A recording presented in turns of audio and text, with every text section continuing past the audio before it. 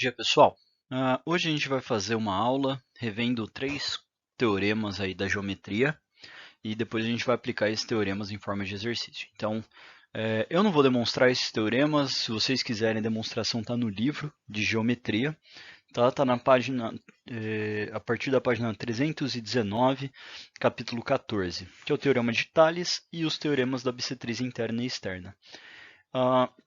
Como a gente tem poucas aulas até a prova, então eu decidi que a gente vai dar uma enxugada na demonstração, que não é uma coisa que a gente usa tanto, apesar de ser interessante para quem gosta conhecer. Então, quem tiver interesse pode procurar estudar no livro e qualquer coisa pode perguntar se não entender alguma coisa da demonstração no Hangout, tá bom? Bom, vamos lá então. Vamos relembrar o Teorema de Tales, que esse vocês já usaram bastante, esse é velho conhecido de vocês, já foi bastante trabalhado no fundamental. O que diz o Teorema de Tales? Ele fala que sempre que eu tiver um feixe de retas paralelas, como essas três, não precisam ser 3, podem ser 4, podem ser 5, podem ser 10, e eu cruzar outros 2 segmentos aqui, né, ou 2 retas, repare que eu vou formar alguns segmentos. Por exemplo, do ponto A até o ponto B, eu formei esse segmento AB.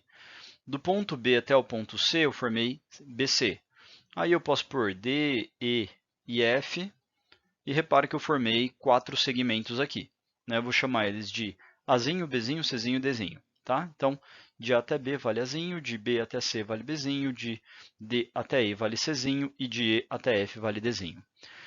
O Teorema de Tales diz, pessoal, que sempre que a gente tiver essa situação de retas paralelas sendo cruzadas por 2 outras retas, a gente tem uma relação de proporcionalidade, ou seja, o mesmo tanto que eu multipliquei o A para ele virar o B, pode ser multiplicar ou pode ser dividir, vai ser o mesmo número que eu vou multiplicar o C para virar o D, ok?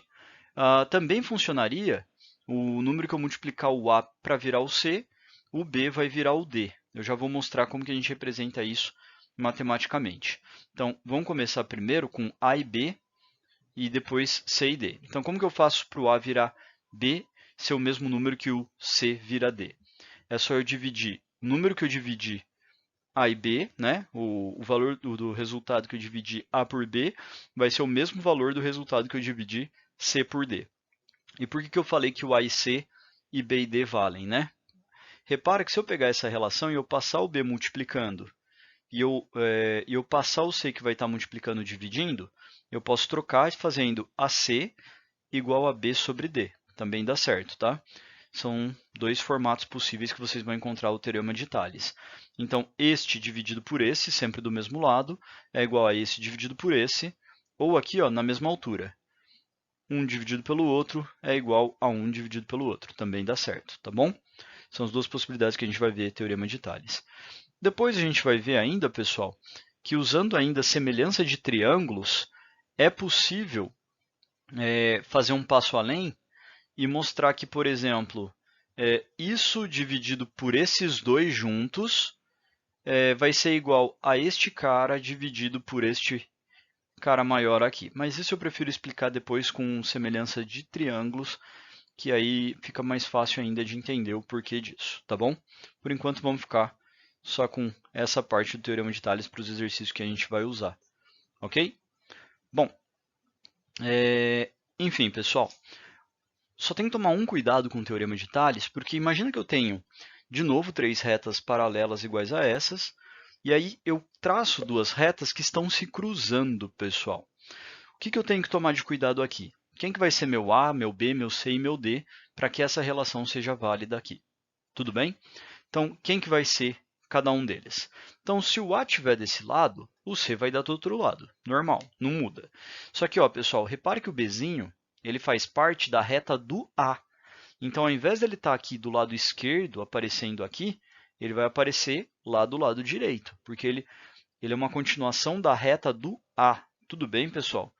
E aí não importa se cruza ou não cruza, a gente precisa colocar o Bzinho na reta do A para que a equação que eu coloquei aí em cima seja válida. Ou seja, este valor dividido por esse valor da mesma reta vai ser igual a esse valor dividido por esse valor. Então, o D vai ser esse cara aqui. Tudo bem? É sempre respeitando a mesma reta. Se esse dividido por esse é igual a esse dividido por esse, então tem que ser na mesma reta ali para ficar igual. Beleza? Ok, vamos então para a próxima parte. A próxima parte que é o teorema da bissetriz interna. Né? Então, bissetriz a gente já sabe que é uma reta que divide um ângulo em duas partes iguais. Interna vai ser dentro de um triângulo. Tá bom? O que diz o teorema da bissetriz interna? Imagina que eu tenho um triângulo qualquer, não precisa ser retângulo, não precisa ser acutângulo, não precisa ser obtusângulo, qualquer triângulo vai dar certo. E eu pego dois lados, o lado B e o lado C, e eu tenho um ângulo entre esses dois lados, certo? Se eu traçar a bissetriz desse ângulo, repara que eu vou formar na base desse triângulo aqui dois segmentos, né? Um que vem daqui até aqui e o outro que vem daqui até aqui, ok? Eu vou dar o nome para eles de M e N, tá bom?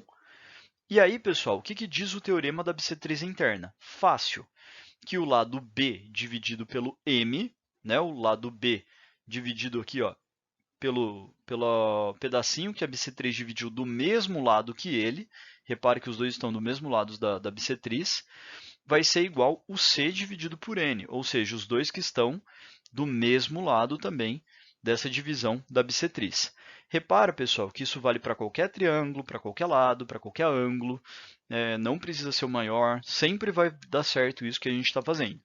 Então, ele está falando, nesse teorema, que a bissetriz divide o lado oposto em lados proporcionais aos lados que contêm esse ângulo.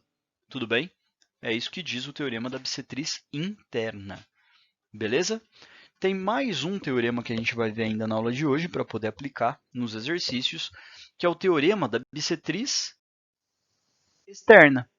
Então, né, a gente acabou de ver quando a bissetriz está dentro do ângulo, o ângulo é interno, e agora a gente vai ver um exemplo onde o teorema da bissetriz é externa, quando ela está fora do ângulo. Esse é um pouquinho mais delicado, tem que tomar um pouquinho mais de cuidado. Muita gente pode errar e eu já vou apontar qual parte o pessoal costuma errar mais nesse teorema.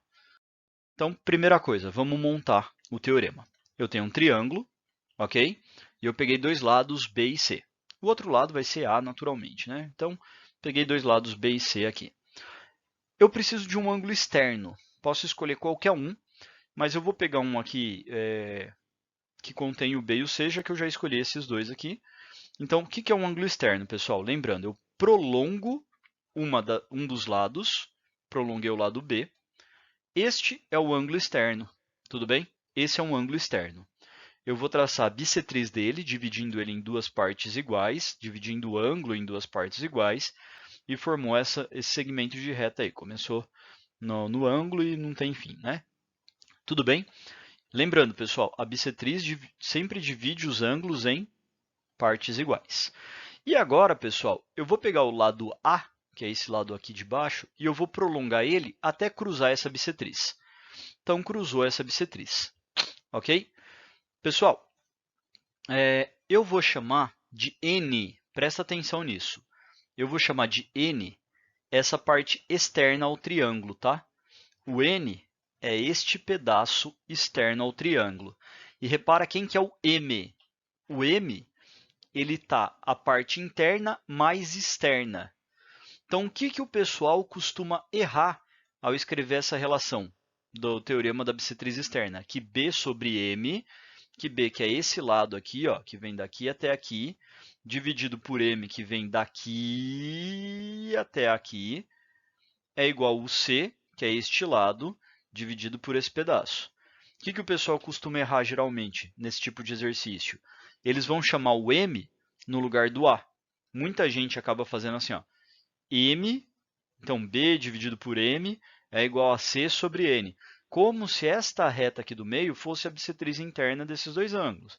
De repente pode ser? Pode dar coincidência de acontecer. Mas é coincidência, tá, pessoal? Eu não posso falar disso no teorema, que vale só de vez em quando. Esse teorema que eu estou mostrando vale para qualquer triângulo. Tudo bem? Beleza, gente? Então, vamos ver isso daqui aplicado em alguns exercícios. Como eu disse, qualquer dúvida, qualquer pergunta em relação à demonstração desses teoremas, me procura no Hangout para a gente conversar um pouquinho sobre isso. Mas de maneira geral, é só aplicar esses 3 teoremas. Ok? Vamos lá então.